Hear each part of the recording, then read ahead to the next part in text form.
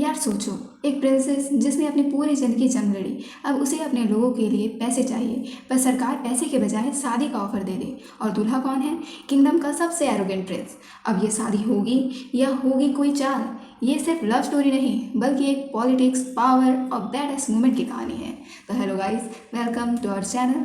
My name is Nisi. आज हम बात करेंगे द एज ऑफ एरोगेंस के पहले, दूसरे, तीसरे, चौथे एपिसोड के बारे में।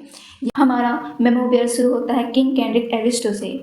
वो हमारी फीमेल प्रोटैगनिस्ट को धोखा देता है। कैसे? वो जीत के बदले उसे शादी के लिए पार्टनर चूज करने का हक देता है। आशा यह सुनकर दंग रह जाती है, खासकर जब एम्परर के नाम पे ये अनाउंसमेंट होती है। एम्परर कहता है कि वो जिसे चूज करेगी वो तुरंत उसका पति बन जाएगा। वहाँ इकट्ठे हुए नोबल्स आपस में बात करने लगते हैं। वे फिक्र करते हैं कि आशा को औरतों के कल्चर समझ में नहीं आते। वो कहते हैं कि उसने अपनी पूरी जिंदगी खून के बदबू के पीछे चलते हुए बिताई है। उन्हें ये भी टेंशन होती है कि कहीं वे उनके बेटों को ही ना चुन ले। हमारी हीरोइन को बहुत बुरा लगता है। इतनी लड़ाई के बाद पूरी जिंदगी की जंग का इनाम सिर्फ एक पति चुनने का हक। स्टोरी में आगे बढ़ते हुए हमें पता चलता है कि महान योद्धा प्रिंस परवेज, जो एम्पीरियल आर्मी का हीरो था, उसने 30 साल पहले क्राउन प्रिंस की जान बचाई थी। लेकिन जलने की वजह से क्राउन प्रिंस ने उसे नॉर्दर्न लैंड्स में लोअर ट्राइब से लड़ने के लिए भेज दिया। प्रिंस परवेज, जो हमारी आशा का पिता था, जानता था कि ये जगह मौत के कुएं जैसी है, फिर भी उसने ये चैलेंज एक्सेप्ट किया। उसने बहुत ही बहादुरी से लड़ा, पर उसी बैटलफील्ड में उसकी मौत हो गई। पिता के मौत के बाद उसके भाइयों ने जंग जारी रखी, पर वे सब के सब मारे गए और तब आशा ने उनकी जगह ली।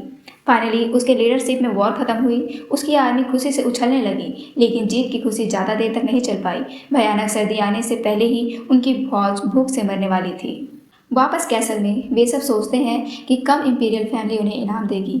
तब डेकर, एक सूरवीर, आशा को याद दिलाता है कि परवेज एक ऐसी जगह है जहां एम्परर देखता भी नहीं है। आशा एक डिग्री की तरफ इशारा करती है जो एम्परर ने भेजा था। वो डेकर को बताती है कि ये एम्परर का उनसे किया हुआ वादा है। उस डिग्री में लिखा हुआ था कि अगर वो लोई ट्राइब को पूरी तरह से बाहर निकाल देते हैं तो वे उन्हें बदले में इनाम देगा। अगर वो वॉर जीत जाते हैं तो उनकी मेहनत और कुर्बानी का फल जरूर मिलेगा। इस वादे पर फेलिक्स, टोनिन, रिचर्ड, एल्बान, डेल और एल्विस्टो का नाम था। डेकर पूछता है, क्या एम्परर ने अपना वादा निभाया? आशा जवाब देती है कि वह नहीं जानती, पर उनके पास कोई और ऑप्शन नहीं है। अगर उन्हें कुछ भी नहीं मिला तो परवेज के लोग भूखे मर जाएंगे। लेकिन वो दिल में जानते थे कि उस एम्परर से जल्दी कंपनसेशन नहीं मिलेगा जिसने उसके पिता को मरवाया था। अब आशा वापस कैपिटल आ चुकी है। एम्परर उसके पिता की मौत पर अफसोस जताता है। वह कहता है, चूंकि तुम्हारे भाई मर चुके हैं, एक औरत ने परवेज का टाइटल इनहेरिट किया है। एम्परर एक इविल स्माइल देता है, जो वो खुद भी नहीं जानता कि वो दे रहा है। वो कहता है, मुझे लगा था वो सैवेज प्रिंसेस आई है। बैंक्वेट में उसे लगता है कि ये टाइटल उसे सूट करता है। आशा चुप रहती है और मन ही मन सोचती है कि उसे कोई फर्क नहीं पड़ता कि कितने इंसल्ट हो। उसे सिर्फ परवेज के लोगों के लिए इतना पैसा चाहिए कि वे सर्दी में जिंदा रह सके। एम्परर उसकी एज पूछता है। आशा अपना इंट्रोडक्शन देती है, मैं आशा परवेज, और बताती है कि वो 22 साल की है। एम्परर कहता है कि अगर वो 22 की है तो उसकी डेब्यू करने की उम्र है। वो चिंता जताता है और उसकी शादी अभी तक नहीं हुई इसके लिए सवाल करता है। आशा कंफ्यूज हो जाती है। एम्परर आगे बताता है कि उसने उसके लिए जबरदस्त रिवॉर्ड प्लान किया है। वो जीत के बदले में उसे एक मैरिज पार्टनर चूज करने का हक देता है। एम्परर उसे सलाह देता है कि वो लिस्ट में सबसे ऊपर के नाम देखे, क्योंकि जितना ऊपर का नाम होगा उतने ही बड़े परिवार का लड़का होगा। आशा एक सवाल करती है, अगर जिसे मैं चूज करूं वो मुझसे शादी नहीं करना चाहता तो क्या हम दोनों के लिए ये मुश्किल नहीं होगा? एम्परर जवाब देता है, अगर मेरे ऑर्डर को रिजेक्ट किया गया तो उसकी फैमिली को एम्पीरियल फैमिली और तुम्हें सारा पैसा देना पड़ेगा। आशा ये सुनकर चौंक जाती है। वो आखिरकार समझ जाती है कि एम्परर उसके पुरस्कार रोकने की साजिश कर रहा है, क्योंकि जो भी फैमिली उसने चुनी उसे अरमनी के नाम पर एम्परर की जगह आशा के परिवार को पैसा देना पड़ेगा। आशा गहराई से सोचती है। सब कुछ सोचने के पश्चात वो आखिरकार अपना फैसला सुनाती है और कार्लाइल हेवन को चुनती है, जिसे कुछ दिन पहले ही क्राउन प्रिंस के टाइटल से हटा दिया गया था। इसलिए नोबेल की लिस्ट में उसका नाम है, ना कि एम्पीरियल फैमिली का। आशा एम्परर को याद दिलाती है कि उसने ही कहा था, जो सबसे ऊपर हो उसे ही चूज करना चाहिए, और इस वक्त कार्लाइल सबसे हाई रैंकिंग नोबेलमैन है। एम्परर के चेहरे से साफ पता चलता है कि वो इस फैसले से बिल्कुल भी खुश नहीं है। वहाँ इकट्ठा हुए नोबल्स उसे पागल कहते हैं क्योंकि उसने क्राउन प्रिंस कार्लाइल को चुना है, जो वो आपस में बात करते हैं कि उसके और उसके पिता के बीच असहमति की वजह से उससे टाइटल हटा दिया गया है। लोग उसे God of war and slaughter भी कहते हैं। वे सोचते हैं कि क्या यह औरत मरना चाहती है। आशा अपना कार्ड चलाती है और कहती है कि अगर वो रिजेक्ट करते हैं तो डिग्री के हिसाब से उसे लड़के के परिवार से एलिमनी देनी होगी। सब लोग शौक हैं। आशा ने इनडायरेक्टली एम्परर से ही एलिमनी की मांग ली है। इसका मतलब उसे वो रिवॉर्ड मिलेगा, पर रॉयल फैमिली की जगह उसकी फैमिली से। उन्हें याद आता है कि एम्परर ने ही एलिमनी की बात की थी और कहा था कि सबसे हाई रैंकिंग लड़के को ही चूज करें। उन्हें लगता है कि एम्परर ने खुद ही अपने लिए मुश्किल खड़ी कर ली है।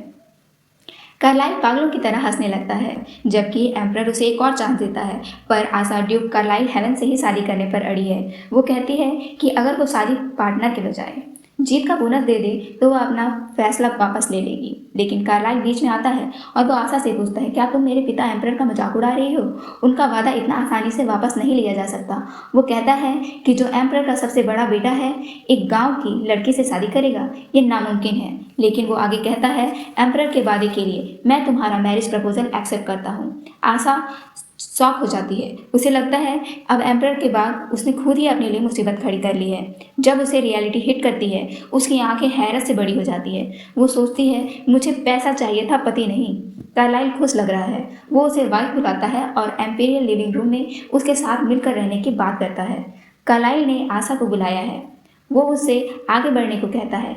आशा को उसके चेहरे से लगता है कि वो उसे पसंद नहीं करता। वो सोचती है कि वो क्या सोच रहा होगा। वो औपचारिक रूप से अपना इंट्रोडक्शन देती है, पर गलती से उसे क्राउन प्रिंस कह देती है। फिर उसे याद आता है कि वो अब क्राउन प्रिंस नहीं है, उसे ड्यूक हेवन कहना चाहिए। वो उससे पूछता जाता है कि उसे क्या पता है कि उसका टाइटल क्यों छीना गया था।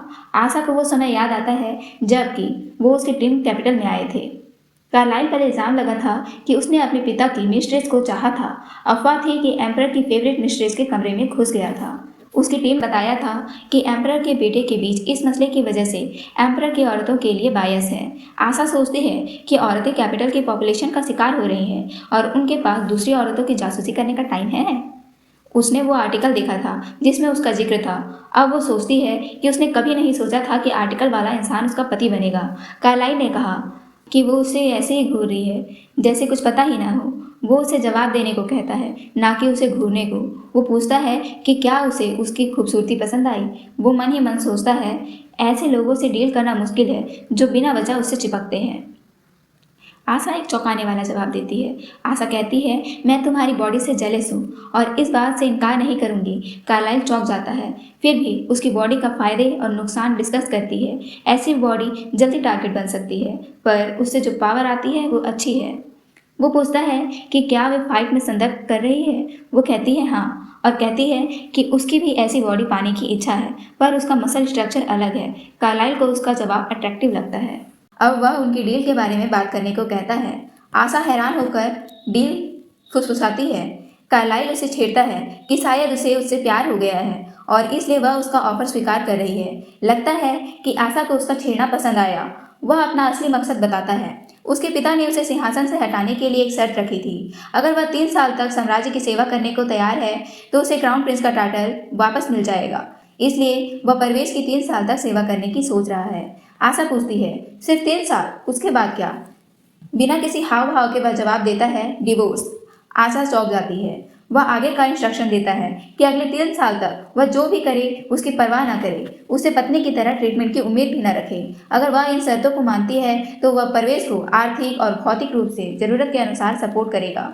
आशा सोचती है कि इस शादी के पीछे उसका कोई मकसद तो है, पर वह परवेश को इस आदमी के कंट्रोल में नहीं छोड़ सकती। वह पूछती है कि वह परवेश ने क्या करने का इरादा रखता है। वह पहले ही बता देती है कि अगर उसका कोई मकसद परवेश को नुकसान पहुंचाएगा तो वह इस पर बिल्कुल भी सहमत नहीं होगी। कार्लाइल पूछता है, तुम किस पर सहमत नहीं होगी? अपने लोगों को भूख से मरने दोगी? वह साफ करता है कि उसका परवेश को नुकसान पहुंचाने का कोई इरादा नहीं है। बदले में उसे वह जो चाहता है उसमें उसकी मदद करनी ही होगी। आशा जवाब देती है, मैं समझ गई, और एक कॉन्ट्रैक्ट लिखने को कहती है। कार्लाइल कॉन्ट्रैक्ट बोलकर फुसफुसाता है। वह उसे याद दिलाती है कि उसने रिकंस्ट्रक्शन के सपोर्ट की बात की थी। वह चाहती है कि कॉन्ट्रैक्ट में मेरी सारी डिटेल्स लिखी हो। उसे यह बात समझ आती है और बिना डिटेल्स एग्रीमेंट के वादों पर भरोसा नहीं करती। उसे लगता है कि वह दोनों एक कपल के रूप में ठीक से काम कर पाएंगे। आशा पूछती है, क्या तुम्हारा मतलब है कि हम एक कपल हैं जो एक दूसरे का इस्तेमाल करेंगे और फिर अलग हो जाएंगे? कार्लाइल स्मित करता है, देखो तो क्या हमारी बातचीत अच्छी नहीं चल रही है? बाद में कार्लाइल का सबसे करीबी सहयोगी लियोनल बैली कॉन्ट्रैक्ट पढ़ता है और कहता है कि आशा ने इसे बहुत ध्यान से लिखा है। कार्लाइल जवाब देता है, वह एक ऐसी औरत है जो कहीं भी पैसा बर्बाद नहीं करेगी। लियोनल बैली सवाल करता है कि वह एक ऐसी ब्रूटल औरत से शादी करने जा रहा है जबकि वहाँ तो और भी कई औरतें मौजूद हैं। लियोनल कहता है, बहुत सी औरतें हैं जो क्राउन प्रिंस से शादी करने के लिए बेहतर हैं, तो फिर ये ही क्यों? कार्लाइल जवाब देता है, यह सिर्फ 3 साल के लिए है और फिर ऐसा मौका कहीं नहीं मिलेगा।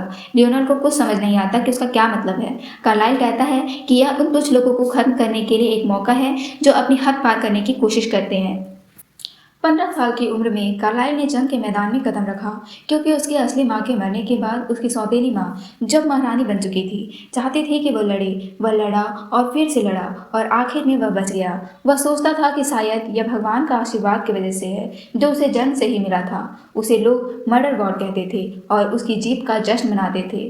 मौजूदा महारानी बिट्राइस और उसका राजकुमार मार्टियस वहाँ मौजूद थे और लोगों के प्रति उसका प्यार देख रहे थे। वह जानते थे कि अगर उसके बेटे को क्राउन प्रिंस बनाना है तो उसे कुछ करना होगा। इसके लिए एम्परर की सबसे छोटी मिस्ट्रेस विवियाना लॉरी के साथ मिलकर रात के बीच में उसके कमरे में जबरदस्ती घुसने का आरोप लगाया गया। कार्लाइल कहता है, मुझे नहीं पता था कि वह औरत मेरे कमरे में थी। मुझे फंसाने की साजिश हो रही है। लेकिन एम्परर ने उसकी बात सुनने से इनकार कर दिया। उसने उस पर अपनी मिस्ट्रेस को पाने की कोशिश करने का आरोप लगाया और कहा कि उसका अहंकार हद पार कर गया है। उसी वक्त उसने प्रिंस को क्राउन प्रिंस के पद से हटा दिया। कार्लाइल बताता है कि महारानी की रणनीति थी एक साथ सारी बेवजह की चीज़ों को हटाना। लियोनल सहमत होता है और इस नतीजे में मार्टियस को अस्थायी रूप से क्राउन प्रिंस मान लिया जाता है और वह इस योजना में सफल हो जाती है। कार्लाइल और लियोनल डिस्कस करते हैं 3 साल बाद महारानी को उनकी योजना का पता चलेगा और वह क्राउन प्रिंस के पद के बहाली को रोकने की कोशिश करेगी। वह मार्टियस को आधिकारिक क्राउन प्रिंस बनाने का कोशिश करेगी, लेकिन कार्लाइल कहता है कि सिंहासन उसका है और जो कोई भी इसे चाहेगा वह उसे मार देगा। वह महारानी की पहुंच सही जगह मानता है। लियोनल सोचता है कि प्रवेश प्रादेशिक सीमाओं से बाहर है। वह कहता है, क्या यह अच्छी बात नहीं है कि उसका उत्तराधिकारी उसे अपने साथ ले जाने आ रहा है? लियोनल कहता है, क्या आप एक ऐसी औरत से शादी करने जा रहे हैं जिसे आपने कभी नहीं देखा? क्या आप जानते भी हैं कि वह किस तरह की औरत है? कार्लाइल, मैंने उसे देखा है कुछ दिन पहले जीरो की शाही राजधानी में। कार्लाइल वहाँ अपनी पहचान छिपाकर एक चुंगी में था। वह महारानी की साजिश के बारे में सोच रहा था जिसके कारण उसका पद छीन लिया गया था। वह खुद को दोषी ठहराता है और सोचता है क्योंकि वह पर्याप्त सावधान नहीं था। उसने एक नए मुखबिर से मिले पत्र का जवाब जल्दी दे दिया था। उसने सोचा था कि ज़्यादा से ज़्यादा यह एक हत्या का प्रयास होगा, लेकिन ऐसा कुछ नहीं निकला। कुछ डाकुओं ने हथियार के साथ उसका सामना किया और कहा कि वह एक नया चेहरा है। वे कुछ आपस में बात करना चाहते हैं। कार्लाइल जानता था कि अगर मामला बढ़ गया तो बहुत बुरा होगा, क्योंकि वह अपनी पहचान छिपा रहा था। तभी उसने किसी की आवाज़ सुनी, नाइंसाफ़ी, 3 लोग एक के खिलाफ। ये आशा थी। आशा ने कहा, उन्हें संतुलन बनाने की जरूरत है, इसलिए मैं 2 लोगों में शामिल हो जाऊंगी। डाकू उसे लड़के समझकर नीचा दिखाते हैं और कहते हैं, क्या हुआ तुझे? आशा ने उसके चेहरे पर एक जोरदार मुक्का मारा। कार्लाइल हैरान रह गया। उसने उसकी मजबूत मुद्रा को देखा और सोचा कि क्या वह एक योद्धा है। आदमी ने दूसरे को मारने के लिए जल्दी किया। डेकर ने उसे पीछे से पकड़ लिया और उसे अपने छोटे भाई को हमला करने के लिए भेजने को कहा। डेकर ने फिर पूछा, क्या उसका इरादा उस आदमी को मार डालने का है? कार्लाइल ने देखा कि वो मारना सिर्फ कह नहीं रहे हैं, वो सच में उसको मार सकते हैं। डेकर ने उसे याद दिलाया कि उन्हें महल में प्रवेश करने से पहले राजधानी में परेशानी पैदा करने से बचने का निर्देश दिया गया था। उसने इसे छोड़ देने का फैसला किया। फिर वे लोग जान बचाकर भाग गए। कार्लाइल ने मदद करने के लिए उसका आभार व्यक्त किया और कहा कि वह उनके कारण खतरे से बच पाया। डेकर ने उनसे एक सस्ते और सुविधाजनक हॉस्टल का मार्गदर्शन करने का अनुरोध किया। बताया कि उनका ग्रुप सड़कों पर सोने से डर रहा है क्योंकि राजधानी में रात भर का किराया बहुत ज़्यादा था। आशा ने बताया कि उनके ग्रुप में 5 लोग थे और सोने की जगह थी। वे एडजस्ट कर सकते थे, एक ही कमरे में सो सकते थे। कार्लाइल ने उन्हें मार्गदर्शन करने के लिए सहमत हो गया। लियोनल पूछता है कि क्या इसी वजह से उस दिन देर से लौटा था? कार्लाइल खुद इस बात का श्रेय देता है। उनके कारण ही वो सो पाए और महल में प्रवेश कर पाए। अगर वह वैसी ही रहती तो उसे क्रूर राजकुमारी के बजाय प्रमुख भिखारी कहा जा सकता था। लियोनल यह सुनकर चौंक जाता है। वह गैंग्स को मुक्का मार रही थी, यहाँ तक कि आप जैसा कोई भी यह गलतफहमी होती तो हार जाता। कार्लाइल जवाब देता है, लेकिन महारानी के लिए हथियारों को भेजना और जितनी जल्दी सफल होना आसान नहीं होगा।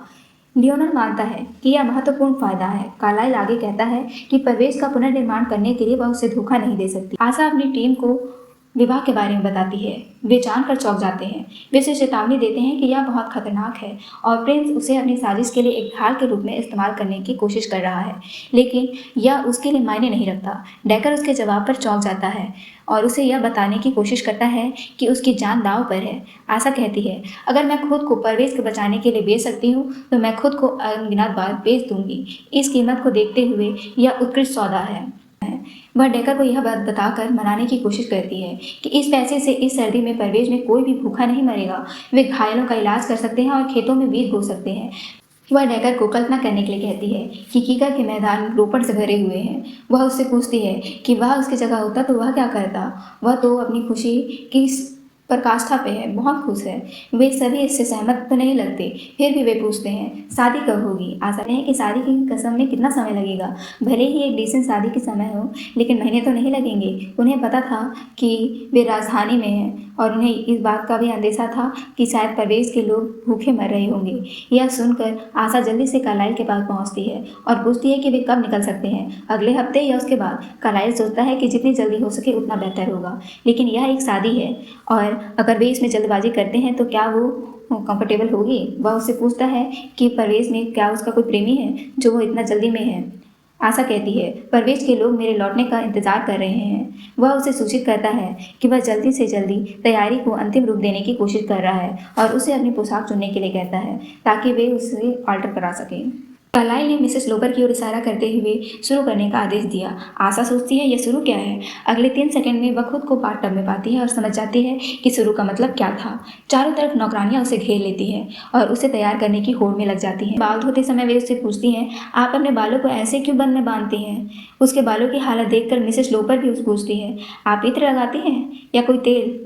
उसका जवाब देती है, मैं अपने बालों में ये सब क्यों लगाऊंगी। जब उसके कमर में कॉर्सेट फिट करने की कोशिश करती हैं तो वह हैरान होकर पूछती हैं, आपने कभी कॉर्सेट नहीं पहना। ऐसी कमर तो हमने कभी नहीं देखी। वे फुसफुसाते हैं कि वह बहुत लंबी है, उसके कंधे बहुत चौड़े हैं, उसकी बाहें मजबूत है। उसे बिना आस्तीन वाली पोशाक से बेहतर विकल्प है कि वे पफ स्लीव वाली पोशाक ना पहनने का फैसला करे, क्योंकि उस पर जचेगी नहीं। उसके कंधे और चौड़े दिखेंगे। इन सब से गुजरने के बाद आशा तो बस यही दुआ करती है कि वह किसी तरह घर पहुंच जाए। आखिरकार आशा कार्लाइल के सामने आती है। कार्लाइल की आंखें अपनी होने वाली बीवी पर टिक जाती है। राजकुमार उसकी खूबसूरती पर पूरी तरह खो जाता है। तभी उसका आदमी हैरान होकर चिल्लाता है। फिर वह आशा से कहता है, अगर कोई आपको इस तरह के चेहरों के भाव से देखेगा तो वह सोचेगा कि आप हारी हुई हैं। आशा जवाब देती है, मैं तो हूँ ही हारी हुई। इन लोगों ने मुझे अपने बचाव के लिए कोई हथियार तक नहीं रखने दिया। कार्लाइल मिसेस लोपर से पूछता है, यह पोशाक थोड़ी ज़्यादा सादी नहीं है, यह देखते हुए कि यह एक शाही जश्न है। वह जवाब देती है, मार्कस ने जोर दिया था कि पोशाक आरामदायक होनी चाहिए। कार्लाइल उसे यकीन दिलाता है कि कोई बात नहीं, क्योंकि उसने उसके लिए कुछ और भी तैयार किया है। फिर वह मिसेस लोपर को एक चमकदार और बेहद कीमती हार दिखाता है और पूछता है, क्या यह काफ़ी होगा। मिसेस लोपर पूरी तरह दंग रह जाती है। उनकी आंखें दिवंगत रानी एवेलिना की हार पर टिक जाती है। मिसेस लोपर हैरान है कि राजकुमार इतनी कीमती चीज़ दे रहा है। आशा पूछती है कि क्या यह रूबी है। मिसेस लोपर उससे पूछती है कि क्या वह उसे देखकर नहीं पहचान सकती। आशा सोचती है कि उसे गहनों के बारे में थोड़ा बहुत पता तो होना ही चाहिए। कार्लाइल सोचता है कि गहनों की कीमत में उसकी कोई दिलचस्पी नहीं होगी, क्योंकि उसने अपनी सारी जिंदगी लड़ते हुए बिताई है। वह आशा से कहता है, अगर तुम इस हार को बेच दो तो तुम 100 सेना के घोड़े खरीद सकती हो। आशा चौंक जाती है और पूछती है, इसका मतलब 10 लाख या उससे ज़्यादा।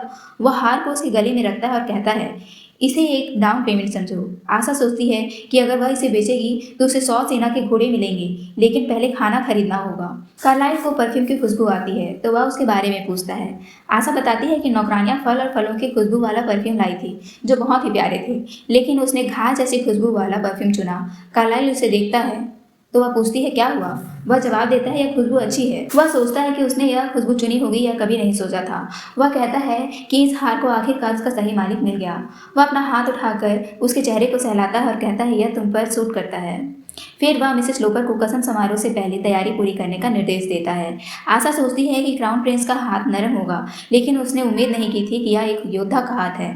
वह भ्रमित है कि उसका नर्व तेज क्यों हो रहा है। वह सोचती है कि क्या युद्ध का नेता राजकुमार कार्लाइल का हाथ योद्धाओं जैसा होना स्वाभाविक है, लेकिन उसके विचार फिर से एक बार फिर घोड़े खरीदने की तरफ मुड़ जाते हैं।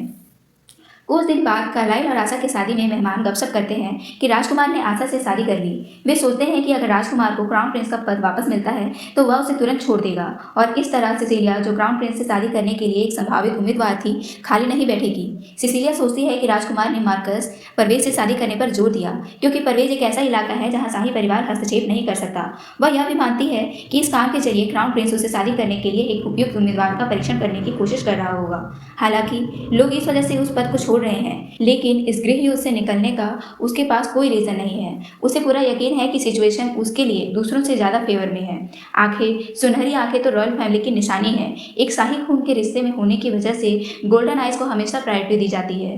यही वजह है कि सिर्फ सम्राट नहीं, बल्कि उनकी क्यूकम्बाइन विवियाना की भी आंखें सुनहरी है।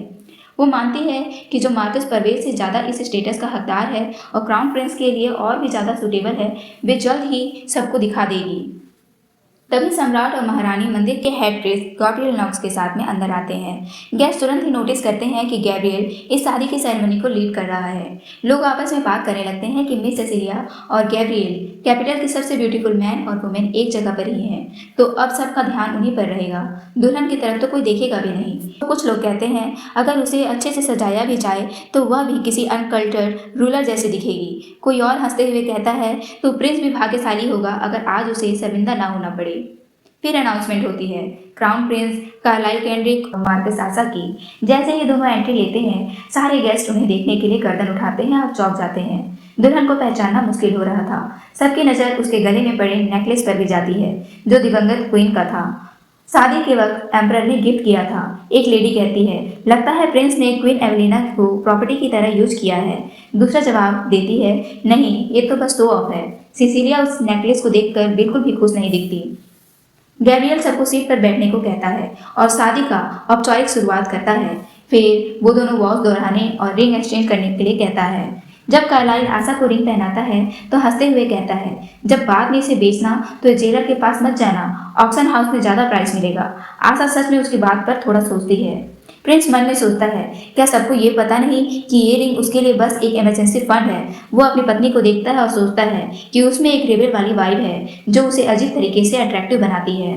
वॉव्स के बाद दोनों साइनिंग टेबल पर जाते हैं। जैसे ही सिग्नेचर पूरे होते हैं, गैब्रियल उन्हें रॉयल और डिवाइन लॉ के तहत पति पत्नी घोषित करता है। कार्लाइल सोचता है, कोई भी शादी से इनकार नहीं कर पाएगा। अब उन्हें इस रिश्ते की जिम्मेदारियों और प्रॉमिस को निभाना होगा। वे जंगल में शादी करने के लिए इसलिए राजी हुआ क्योंकि उसे लगा था इससे उसका फायदा मिलेगा। और अब जब वह अपने पिता और महारानी के परेशान चेहरे को देखता है तो उसे अंदर ही अंदर मजा आता है। गैब्रियल अनाउंस करता है कि अब वक्त है उनके फर्स्ट किस का। आशा सोचती है, ठीक है, अब ये करना ही पड़ेगा। कार्लाइल उसके चेहरे के एक्सप्रेशन पढ़ लेता है और समझ जाता है कि वो बस फॉर्मेलिटी करके घर जाना चाहती है, लेकिन वो उसे इतने आसानी से जाने नहीं देगा। वह उसकी कमर पकड़कर और पैशन से किस करता है।